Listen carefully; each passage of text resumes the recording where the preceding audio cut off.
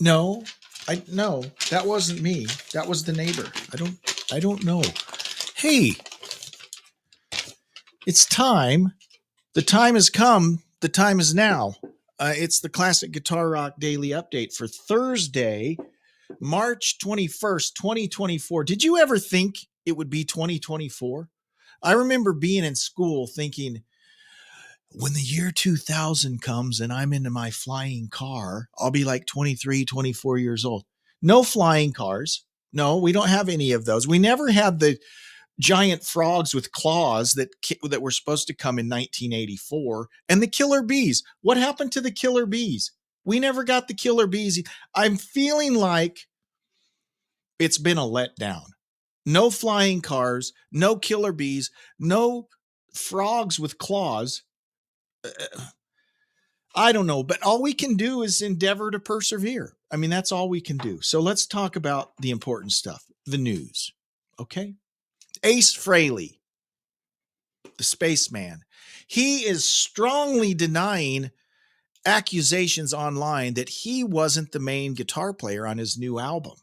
So first of all, have you heard 10,000 volts yet? No one here has heard. I have, but none of my staff has heard 10,000 volts. And I got to say, I'm a little disappointed in all of you. I mean, we talk about classic rock and none of you apparently have listened to 10,000 volts. It's a great album. Okay. It's a fun album.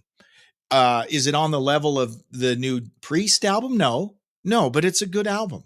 In fact, I would say it's a great album. It's a fun album. And over the last couple weeks, it's been percolating. And I even saw an interview with Steve Brown where he kind of addresses it, but he kind of dodges it. After that interview, you're not sure. So Steve Brown, he was in Trickster. He's a producer. He's worked with a lot of these Frontiers music bands. He fills in Def Leppard when they need him. Talented guy, great guitar player, can sing, kind of does it all, but he does have bad hair. Okay. Like I'm one to talk, right? The only critique I can say about the guy is he's got bad hair. That's all I can say. Everything else, I like the dude. Well, he was kind of songwriting and producing with Ace on the new 10,000 volts album, which is actually done very well. Debuted very high. Was it number 1 or number 2 on the iTunes chart? Might still be. I don't know. It's done really well. But people online have been saying that Steve Brown handled the majority of the guitar work on the album. Here's what Ace says. Wow. Listen to previous albums by Steve Brown. Do they sound like this record? I don't think so. Number 1, I'm doing all the vocals. Number 2, I'm doing the majority of the solos. You know, Steve grew up idolizing me, and he's a wonderful human being and a great producer and a great engineer and a great guitar player and singer and songwriter. And working with him was such a pleasure. Sometimes he'd come up with his solo idea and I'd recreate it because he's been studying my guitar style since he was a little kid, you know. Ace does say that he did do some lead work on the album. He says, yeah, he's only 50 or 51. I'm 72. So a couple of times he laid down a solo, but he played it like me in my style because he studied my style his whole life. As far as I'm concerned, it really doesn't matter who plays what, you know. Well, except if it's an Ace Frehley album, people are kind of expecting you, Ace, to be the one playing, but whatever. As long as the cut sounds great. Okay. Doesn't matter who does it as long as it sounds great. A couple of them I thought Steve laid down so well that I said, let's just keep it. But that's as far as that goes. I played the majority of the guitar solos on the record. Absolutely. So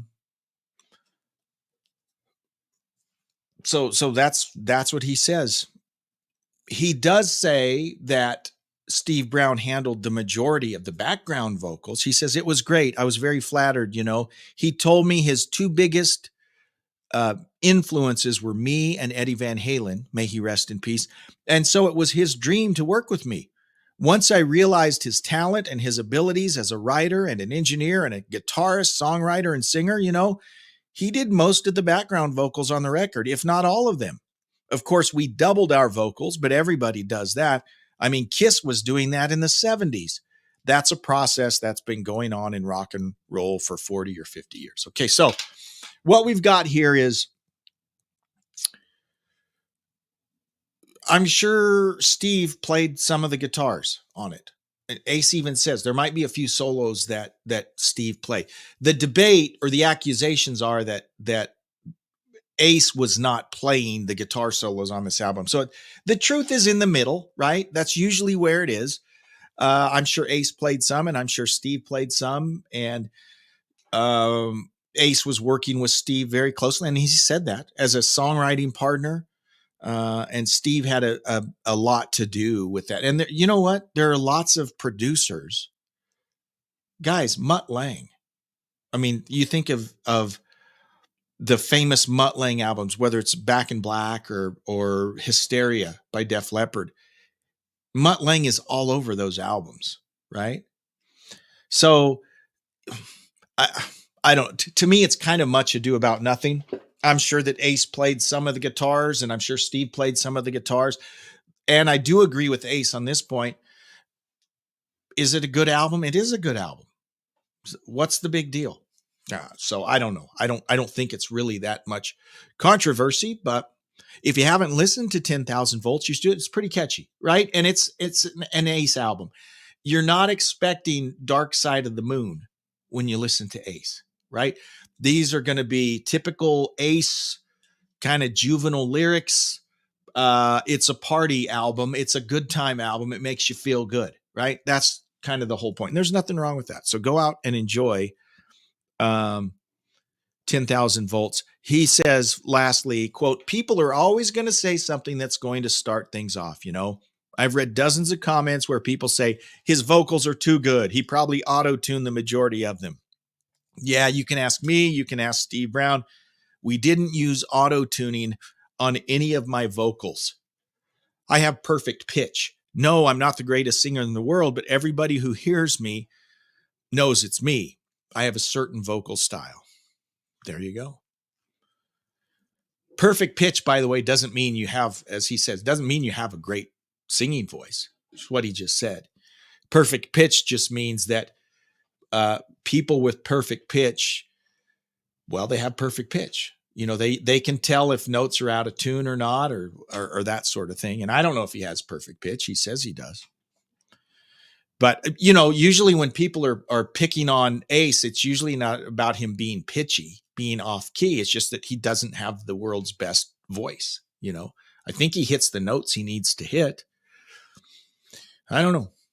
Hi, Marlon. Marlon is checking in today. Marlon, of course, always welcome here. And of course, we love his avatar. It's a picture of one of my favorite albums, Michael Schenker's Assault Attack. So thanks for checking in this morning, Marlon.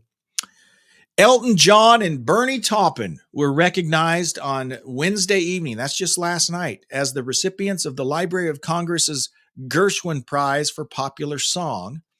Ceremony was held last night in Washington, D.C. and paid and more tribute.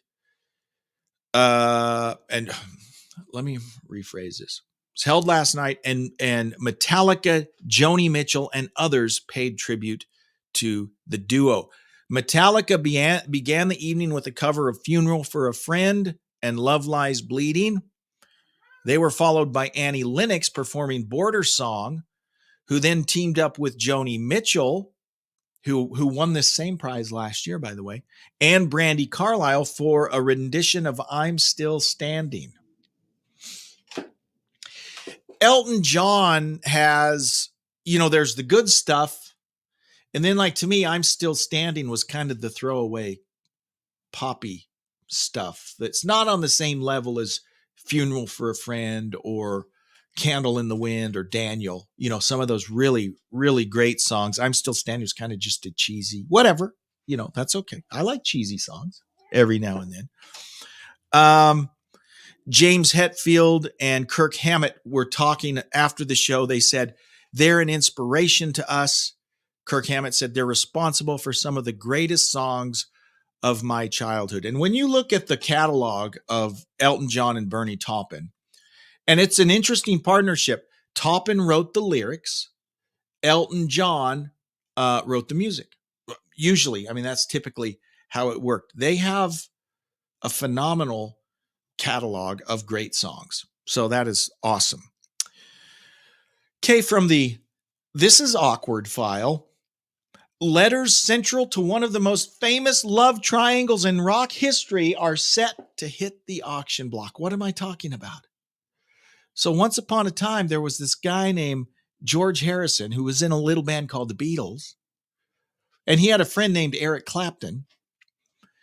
And George was married to this pretty gal named Pattie Boyd, married to her from 66 to 77.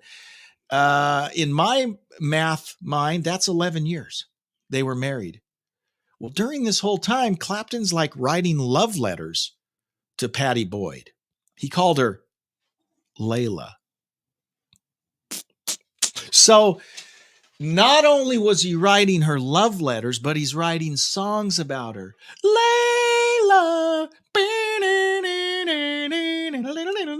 And she says about Layla, I just knew it. I knew it. It was about me. Boyd told the Times, recalling the moment she first heard the song Layla. I went hot and cold because it was beautiful, so intense and amazing, she said. At the same time, the old Pisces in me, that's her astrological star sign, a Pisces, thought, oh my God, if George hears this, he's going to realize it's about me. So there's this awkward. Okay, so here's this whole thing, 11 years. George Harrison is married to Pattie. Clapton is sending her love letters and writing songs about her. Oh, and by the way, George is writing songs about her. The song Something, it's about Pattie Boyd. And then Clapton writes Wonderful Tonight about Pattie Boyd. Awkward. Why am I bringing all this up? Well, because Pattie Boyd is selling all of her love letters that Clapton has sent her over the years. It would be even more awkward if George Harrison were still alive, I think. But if you'd like to, pick up one of these steamy Clapton love letters, they're thinking that each one will go for around $19,000 to $20,000 each. So Pattie Boyd will also be selling personal photographs, clothing, jewelry, and artwork. The auction runs through, it runs through tomorrow. So I'm just hearing about this now. So you don't have much time. Okay. So there you go. If you want the steamy Clapton letters to Pattie Boyd, move fast. Ricky Phillips. He's a bass player. He was in the Babies. He was in Bad English. He's worked with Ted Nugent, David Coverdale, Jimmy Page, right? So he's a journeyman musician, great bass player, great singer also. Well, he's been in Styx for the last 20 years. He's been part of the Styx family for 20 years. And he's announced he's stepping away from Styx. This is posted on his social media. Quote, my last 20 plus years of touring and recording with my friends in Styx has come to an end. I'm taking a break from the road. I'm not retiring, just taking a break. Presently, I have accepted an offer to co-produce a project in a studio close to home.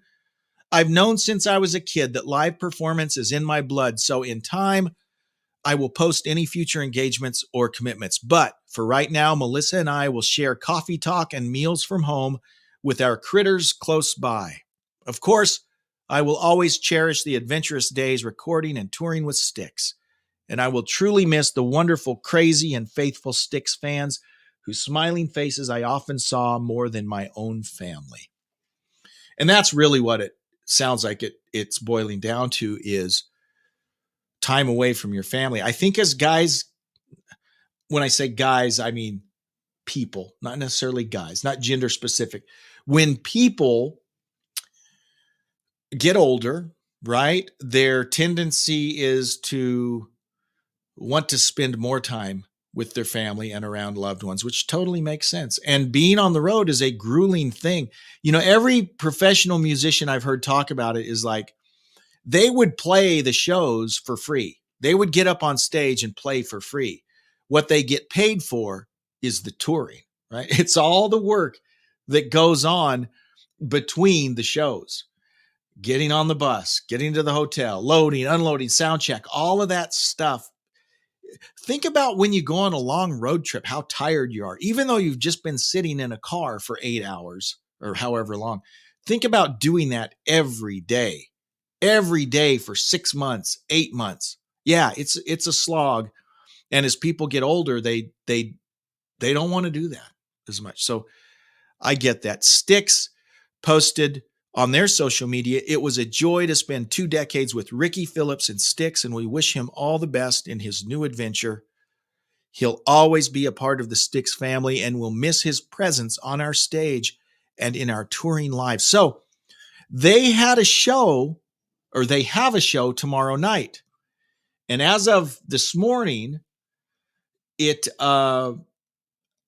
hasn't been announced who will be filling in the bass slot. Now, Chuck Pinozzo is still part of the band. Chuck was the original bass player and, of course, brother of the original drummer, John Pinozzo, who died back in the early 90s. Chuck, on occasion, will play with him, and maybe he will be able to fill in on this show tomorrow. Don't know. Haven't heard.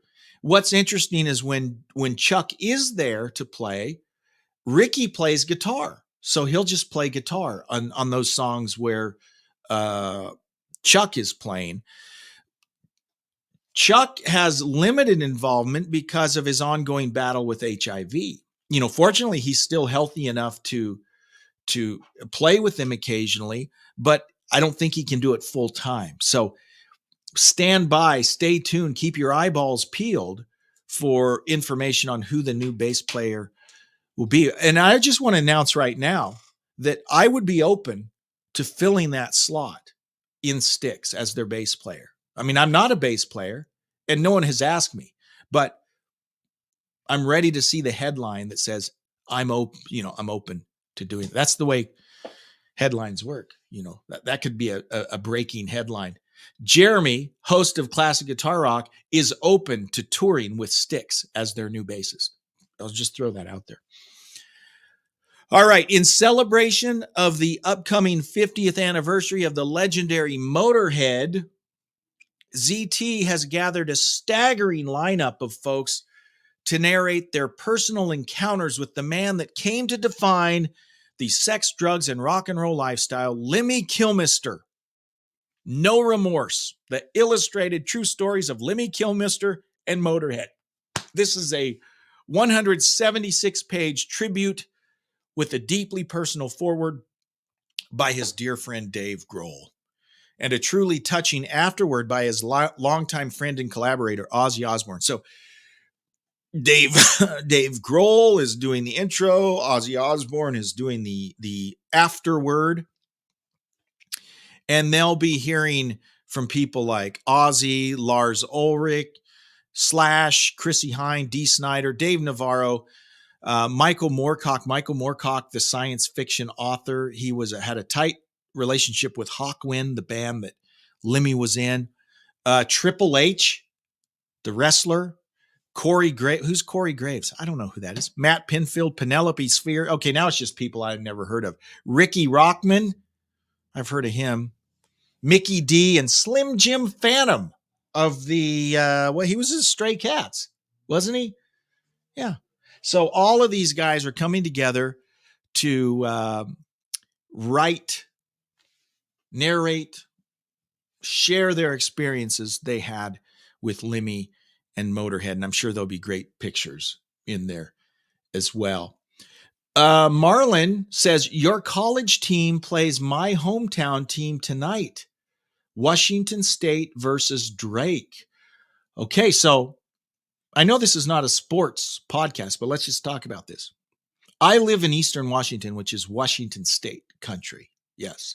A lot of Washington State fans. Washington State actually having a pretty good season for them in basketball. My third daughter actually graduated from University of Washington over in Seattle. So Huskies. So I've got allegiances for Washington State because that's kind of the local college. I've got allegiances to UW, but also Gonzaga. Gonzaga is right here in Spokane. Gonzaga usually makes a deep run into the March Madness. I actually worked at Gonzaga for a while. So I have affiliations with Gonzaga as well. So what's a guy to do? Who am I going to root for? Well, Marlon, I have to root for Washington State tonight again versus Drake. But then am I rooting for Gonzaga at that point? What'd be great is if Washington State wound up having to play Gonzaga. I don't know if that's even possible. Well, I guess it's possible, but who knows? That would be interesting. Love me some March Madness. I'm not a huge basketball fan, but it does get exciting around here, around Final Four time, Sweet 16. In fact, there's a theater around here that once you get down to like the Sweet 16, they broadcast the Gonzaga games right in the theater. So it's awesome. We go to the theater and watch the Gonzaga games in a big theater. They don't charge anything. They are making money from selling popcorn, but it's a lot of fun. Hopefully they do that again this year. But yeah, I'm kind of fired up about that, Marlon, and thank you for reminding me of that. That's great. We do have an email to get to. This says, hey, Jeremy. By the way, you can email me, classicguitarrock@mail.com, classicguitarrock@mail.com. I'd love to hear from you. I'd love to share your email on the podcast. This says, hey, Jeremy, enjoying the daily updates, but I'm missing the full episodes with you and JR. When will the next one be? But that is not the reason for this email. Just a content question. You do very few interviews, which, to be honest, is okay with me. But I notice most classic rock related podcasts or YouTube channels are mostly interviews. Why have you not done more interviews? Next question. Who would you like to interview? Ooh, I'll keep listening. This is from Bryce McFarland. Bryce, thank you so much for your email. Let's address this one step at a time. You ask, when will the next episode with JR be? Probably, I got to talk to JR. I haven't talked to JR in a couple of weeks. My mom passed away. We had the funeral. We had all of that. That kind of slowed things down a bit. I would say in the next week or two, we'll probably have a new episode up. I've got to reach out to JR. And usually Thursdays are when we record it. We're not recording one tonight. So probably next Thursday is we'll record it, which would mean the following Friday, the next day, we'd have our next full-length episode on. We've talked about doing a Jethro Tull episode. We also had a great recommendation for a focus on the new wave of British heavy metal. So we've got some ideas. We've got some options, but we absolutely need to do that because I missed talking to JR and we need to do another episode. So we will surely do that. Your next point. You notice that I don't really do interviews that often. I've done a few. In fact, and I'm just going to be completely honest here. Interviews make me nervous because I'm interviewing like famous people. I'm just being honest. People that I like. Guys, I scheduled my first celebrity interview. And I'd interviewed some people before then. These are people that I knew, that I was comfortable reaching out. One was a gentleman that's a producer or a recording engineer in Los Angeles that I'd worked with years ago, known him since he was 20 years old, right? So that was an easy interview to do. I've interviewed some people I met from other podcasts. And again, they're kind of like me, so I don't feel that same nervousness. But when you're starting to talk about I'm just bearing my soul here. When you're starting to talk about famous people, it's kind of intimidating. I interviewed Graham Bonnet, which to me, I mean, I don't know, you can't call him a household name, but to me, I idolized Graham Bonnet. I mean, he was like maybe my favorite singer ever. And I set it up and I'm talking with people. And then I turn on my computer and there's Graham Bonnet talking to me. And it was awesome, but it was terrifying all at the same time. And so I get really nervous about interviewing famous people. I'll just be honest. And I've even got, I've got some people that follow me, and I follow on Twitter, now X, that have said they're open to being interviewed. The problem is me, because I'm nervous about setting it all up, you know? And that's one thing that I would like to do more of. But at the same time, I don't want this podcast to be an interview podcast, right? Because I like to talk about the news, and I like to, it's just, I don't know. I like the free flow of not necessarily being tied to an interview, but at the same time, I get it. Who am I? People don't care what I think. They might rather hear someone be interviewed. I look at someone like Eddie Trunk, and Eddie Trunk in a lot of ways is a hero of mine, because here's a guy, Eddie Trunk is just a normal guy. He's not a musician. He worked in radio. I worked in radio. That's kind of where he got his start. And he's built a career by interviewing people. So I admire that about Eddie Trunk. And obviously I'm not Eddie. No one, I'm nothing, right? But when you look at someone like an Eddie Trunk, who, and I don't mean this as an insult, but he's not a musician, right? He's a normal guy like me. It inspires me, because I think, well, I could do that, right? And I could interview people, and it's great. And at some point, if I did more of it, I'd probably get past the intimidation part. There's a great podcast I listen to, the Vintage Rock podcast. Can't remember the guy's name. And he and I have even talked to each other a couple times. He interviews everyone, and he does a great job. And when I look at his YouTube channel, he's got way more people that watch him and follow him. So I probably should get on the program and start interviewing more people, because I'm not going to draw people in to see me. So yeah, I should interview more people. And I guess that's something that I want to do. And I have probably 8 people that you would know of that have already said, hey, they're open to doing an interview. Sometimes they've even reached out to me, which is awesome. And I haven't done it because it's kind of intimidating. I'm just telling the truth. I'm just telling the truth. That's why I haven't done more. Who would I like to interview? Well, I'll start with some that I've actually kind of talked to. I mean, I'm not friends with them, but we've communicated. Neil Sean. I'd love to interview Neil Sean. Stephen Piercy of Rat. I'd love to interview him. I mean, I'd love to interview Bruce Dickinson. I mean, there's so many people, but see, I don't even know if I could ever land some, to be honest, at that level. A Bruce Dickinson. You think I could ever land Rob Halford? Or I don't know. Another one of my heroes, just because he's done this, he's a regular guy, and that's Jeb Stewart, the guy who had Classic Rock Revisited, who I've interviewed. Great guy, wrote a book.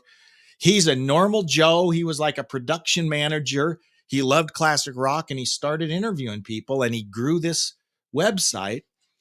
So the normal day everyman like me can do it. There are examples of it, like Jeb from Classic Rock Revisited. So it can be done. I'm just too nervous to do it.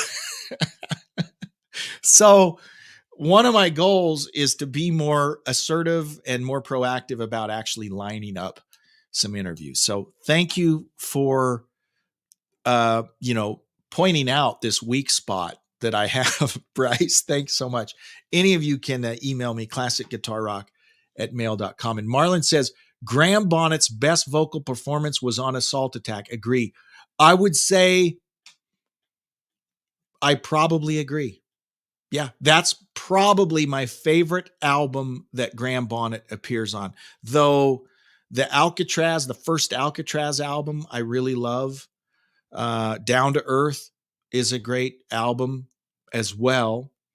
So, but yeah, I think Graham's work if you're going to listen, if you could only listen to one album with Graham Bonnet, I'd probably say Assault Attack is the one, Marlon. I would agree with that. Well, guys, thank you so much for tuning in. I appreciate it. Appreciate all your support. Email me, classicguitarrock@mail.com. And if you can subscribe for just $1 a month on Twitter or X, that'll help us take over the world, right? $1 a month. Anyways, kids, thanks for tuning in. We'll do it all again tomorrow. Live long and prosper.